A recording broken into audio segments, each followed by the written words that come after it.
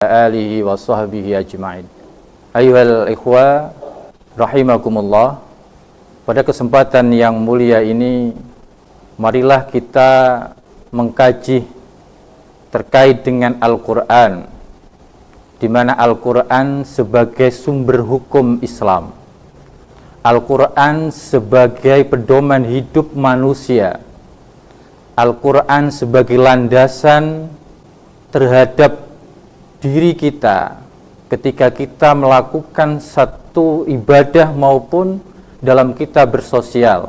Al-Quran adalah pondasi utama dan pertama yang kita pegang sebagai tujuan nanti kita menghadap Allah Subhanahu wa Ta'ala. Ketika kita hidup di dunia, kalau kita tidak berpegang teguh kepada Al-Quran, apalah jadinya nanti kita ketika kita menghadap Allah Subhanahu wa Ta'ala. Al-Quran adalah satu landasan yang tidak pupus oleh waktu, di mana Al-Quran sangat dinamis.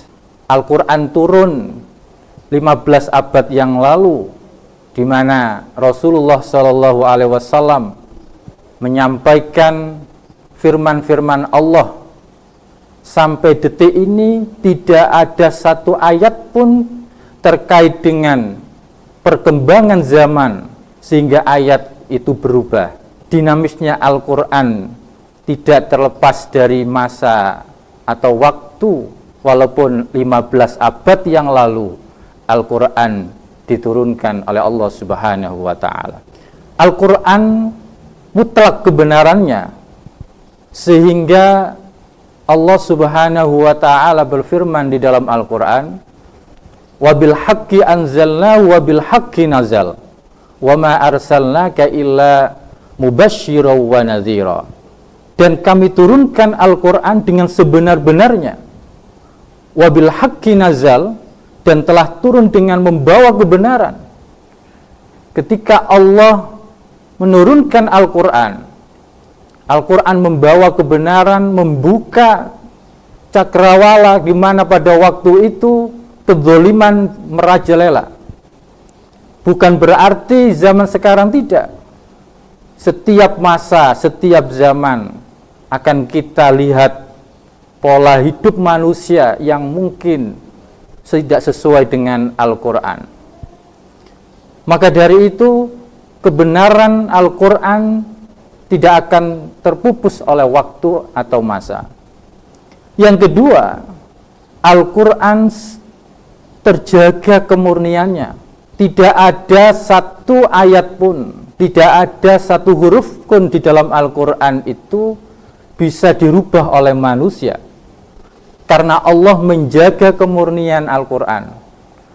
Umat Islam menjaga kemurnian Al-Quran dengan menghafal ayat demi ayat, sehingga kemurnian Al-Quran tetap terjaga. Dan itu janji Allah, sebagaimana dalam surat Al-Hijr ayat 9, Allah berfirman, "Inna nahnu nazzalna dzikra wa inna lahu lahafizun." Ini janji Allah, sehingga kemurnian Al-Quran terjaga sampai detik ini. Walaupun kitab-kitab yang sudah diturunkan oleh Allah sudah dirubah oleh umat-umatnya seperti Injil, Taurat, tetapi Al-Quran terjaga kemurniannya. Sampai hari ini tidak ada satupun yang mampu merubah kemurnian Al-Quran. Dalam ayat lain juga Allah Subhanahu wa Ta'ala berfirman, ketika ada orang yang ingin merubah kemurnian Al-Quran, Allah berfirman dalam Al-Quran, "Wa in kuntum fi raibim mimma nazzalna ala abdina fa'tu bi suratin min misli wad'u syuhada'akum min dunillahi in kuntum shadiqin."